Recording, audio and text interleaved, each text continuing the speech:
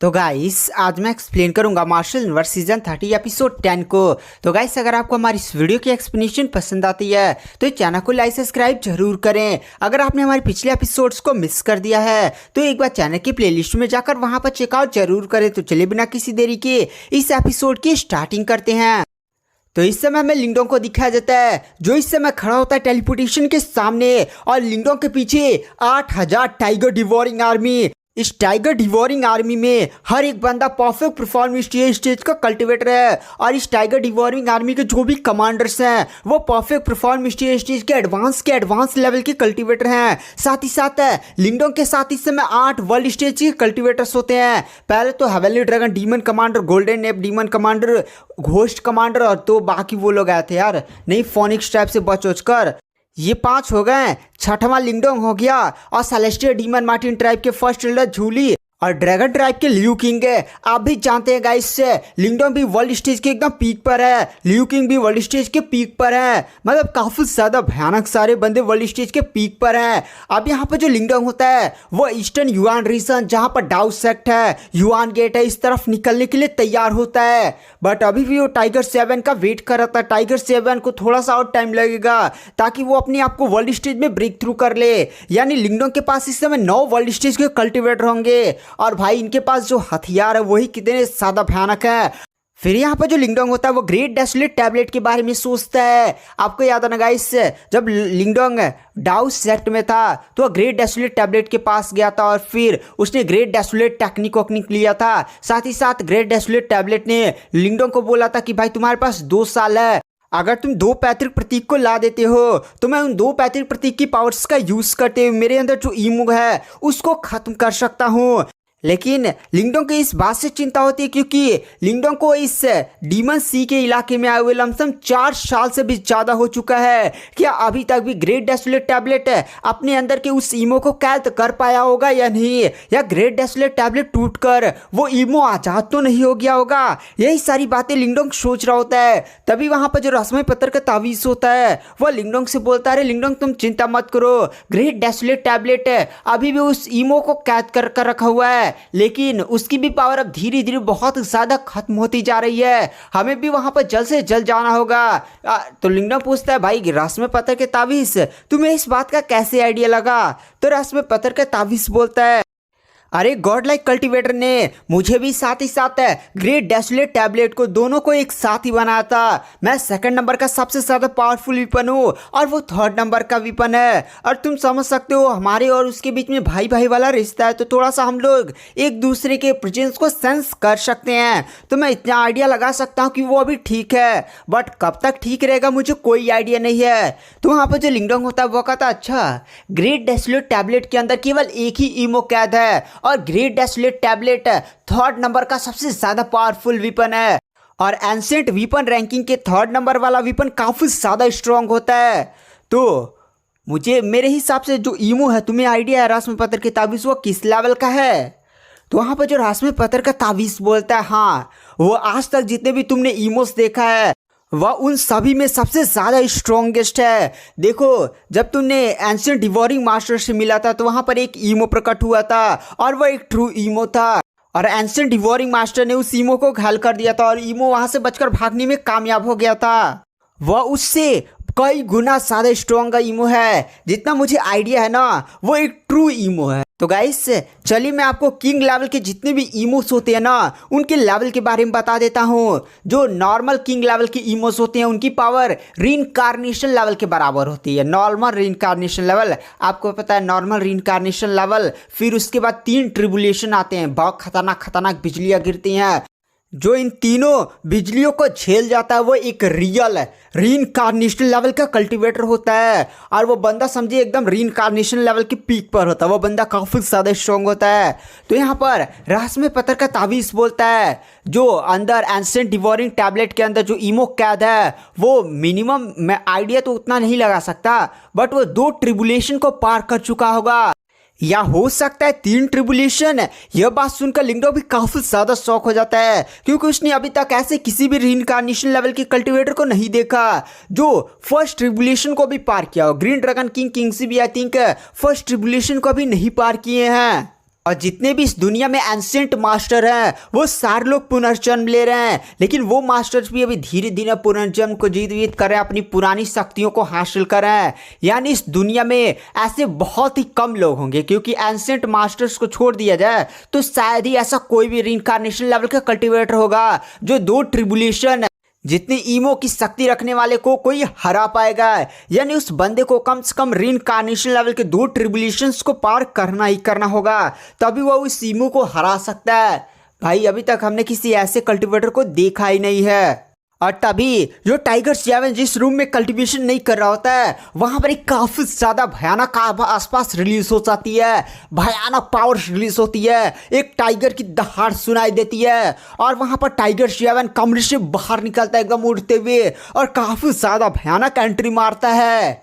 और यहाँ पर हमें टाइगर 7 की कल्टीवेशन लेवल के बारे में बताया जाता है। टाइगर 7 भी वर्ल्ड स्टेज तक पहुँच चुका है। साथ ही साथ टाइगर 7 के पास जो डार्कनेस सेंट टाइगर की विरासत थी उसको भी पूरी तरह से अर्जित कर लिया है। डार्कनेस सेंट टाइगर आपको गाइस याद है ना, जब लिंगडोंग एंशिएंट डिवोरिंग मास्टर की विरासत को प्राप्त करने गया था तो वहां पर डार्कनेस सेंट टाइगर की विरासत के लिए टाइगर क्लैंस और ऐसे लिंगडोंग के बीच में फाइट हुई थी, बट यहाँ पर लिंगडोंग ने फाइनली उस विरासत को टाइगर 7 को दे ही दिया था। और ये जो डार्कनेस सेंट की विरासत है जो इस समय 4 बड़ी बड़ी ट्राइब्स हैं, जैसे सेलेस्टियल डीमन मार्टिन ट्राइब है, 9 फोनिक्स ट्राइब, ऐसे जो बड़ी बड़ी ट्राइब्स है ना उनकी जितनी एंशिएंट टाइम में पावर रखती थी, लेकिन ये ट्राइब्स खत्म होने वाली थी। मतलब जो इमोस उमोस का एंशिएंट टाइम में हमला हुआ था इमोस ने एकदम खत्म कर दिया था, लेकिन एक बंदा वो बचा हुआ था जिसने अपनी विरासत टाइगर 7 को समझे दे दिया है।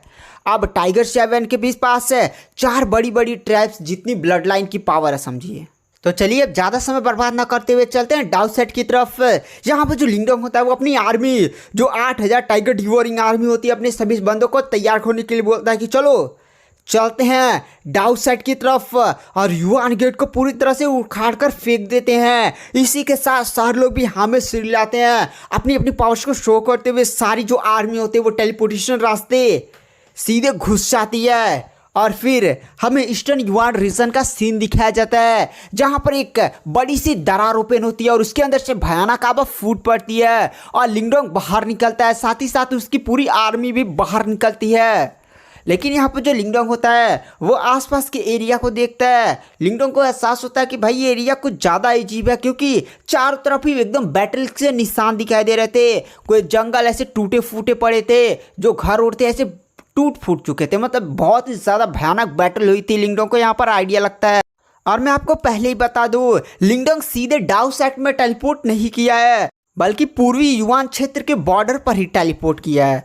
तो यहाँ पर देखता है भाई सारी जगह युद्ध लड़ाई का निशान फैला हुआ है, सब कुछ तबाह उबाह हो चुका है। तो यहाँ फिर लिंगडोंग अपनी मेंटल पावर्स का यूज़ करता है और आसपास के पूरे एरिया को स्कैन करता है। कुछ कल्टिवेटर्स उसे देखते हैं जो नॉर्मल थे, निर्वाणा लेवल के कल्टिवेटर्स थे, लेकिन वो सारे ही बचा कर भाग रहे थे। और लिंगडोंग को भाई आइडिया लग जाता है कि यहाँ पर भी युआन गेट का हमला उमला हुआ है। लिंगडोंग देखता है कि भाई हजारों किलोमीटर में एकदम मतलब घर और एकदम तबाह हो चुका है। युआन गेट ने काफ़ी ज़्यादा भयानक तबाही उबाही मचाई है।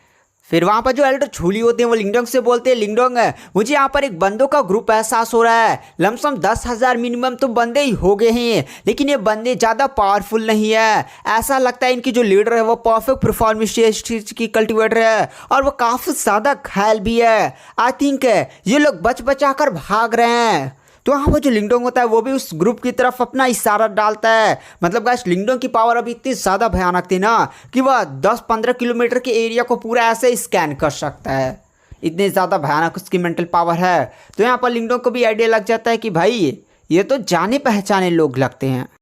फिर गाइस हमें इस ग्रुप को दिखाया जाता है, जो इस ग्रुप की लीडर होती है वो आगे चल रही होती है और वो बंदी काफ़ी ज़्यादा घायल होती है। वो अधेड़ उम्र की महिला होती है जिसका नाम होता है मार्शल आंटी मो। और मार्शल आंटी मो के साथ एक लड़की होती है जिसका नाम होता है लिंग यांग।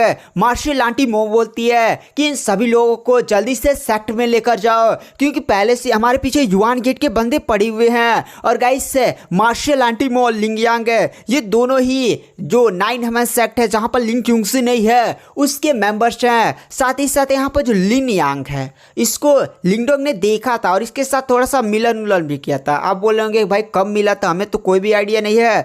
अरे आपको याद है ना, लिंगडोंग ने युआन गेट के 500 डिसाइपल्स जिनमें से उनके किंगोंग डिसाइपल थे उनको भी उड़ा दिया था। और फिर वो जो 3 बड़े बड़े उनके लीडर्स थे, पैट्रियास थे, वो भी अटैक करने के लिए आ गए थे। तो उसी समय लिंग क्यूंगजी के साथ लिंगडोंग मुलाकात हुई थी, किसुस भी हुआ था। तो लिंग क्यूंगजी के पीछे ये लड़की खड़ी थी और लिंगडोंग ने लिंग क्यूंगजी से मिला था, तो उससे भी जाहिर है बात थोड़ा सा उसने किया हुआ होगा। तो लिंगडोंग भाई पहचान लेता है कि भाई मैंने इस लड़की को जिसका नाम लिंग यांग है, इसको लिंग क्यूंगजी के बगल में एक बार देखा था और इससे थोड़ी सी बातें होते भी की थी। तभी यहाँ पर जो मार्शल आंटी मो होती हैं उन्हें एक बहुत ही ज़्यादा भयानक पावर्स महसूस होती हैं। वो थोड़ा सा अपना पावर सोर्स यूज़ करती है तो उन्हें एहसास होता है कि एक बहुत ही ज़्यादा बड़ा ग्रुप है जिनमें लमसम 8000 से भी ज़्यादा लोग हैं और उनकी भयानक पावर इतनी ज़्यादा है कि वो उसे सेंस भी नहीं कर पा रही है, वो उनकी तरफ बढ़ रही है। इसलिए वह तुरंत अपने सभी बंदों से कहती है सारे लोग सावधान न जाओ, कोई उनकी तरफ बहुत ही ज़्यादा भयानक गति से और भयानक पावर से बढ़ा है और इनमें से जो मुझे पावर महसूस हो रही है ना, जो हमारे सेट की बैटरियास है उनसे थोड़ा सा भी कम नहीं है। तो फिर यहाँ पर जो लिंग यांग होती है वह कहती है कि यार ये लोग युआन गेट से हैं। तो मार्शल आंटी मुँह बोलती है नहीं नहीं, ये लोग युआन गेट से नहीं लगते मुझे। और फिर मार्शल आंटी मो और जितने भी लोग थे उससे सबसे बोलती है कि सारे लोग अपने घुटने पर आ जाओ और इन सभी एल्डर्स का ग्रीट करो। फिर वहाँ पर जो लिंगडोंग होता है वो अपनी पूरी भयानक आर्मी के साथ उनके सामने प्रकट होता है। वो सारे लोग पहले से झुके हुए थे और कहते हैं हम आपसे नमस्ते मस्ते करते हैं, क्या हम जान सकते हैं कि आप लोग यहाँ पर क्यों आए हैं। तो फिर वहाँ पर जो लिंगडोंग होता है वो लिंग यांग से बोलता है अरे लिंग यांग तुमसे मिले हुए काफ़ी ज़्यादा टाइम हो गया। वहाँ पर जो लिंग यांग होती है वो भी तुरंत ऊपर देखती है और काफ़ी ज़्यादा शौक हो जाती है और कहती है तुम आप लिंगडोंग हैं। तभी वहाँ पर जो मार्शल आंटी मो होती है वो लिंग यांग से बोलती हैं कि आप इसे जानते हैं। तो वहाँ पर लिंग यांग बोलती है अरे आप इनको नहीं जानती लिंगडोंग, आपने नाम तो सुना होगा डाउ सेट का, वो बंदा जिसने निर्वाणा के लेवल 8 पर रहते हुए पूरे युआन गेट के 3 पैट्रियाज के साथ फाइट किया था और उसका एक सेलेस्टियल डीमन मार्टिन ट्राइब का फ्रेंड भी था जिसने पूरे एकदम तहलका मचा दिया था, एकदम रीइंकार्नेशन लेवल के सपोर्ट के लिए भी आया हुआ था। ये वही लिंगडोंग है, डाउ सेट का डिसाइपल। और वो भी लिंग यांग जब देखती है ना भाई लिंगडोंग के साथ इतने ज़्यादा भयानक लोग हैं और लिंगडोंग की बॉडी से जो आभा महसूस होती है वो भी पूरी काँप जाती है। तो गाइस आज की वीडियो की एक्सप्लेनेशन को यहीं पर एंड करते हैं। देखिए लिंगडोंग कब डाउ सेट में जाकर युआन गेट की लेता है। तो चलिए थैंक यू, बाय बाय।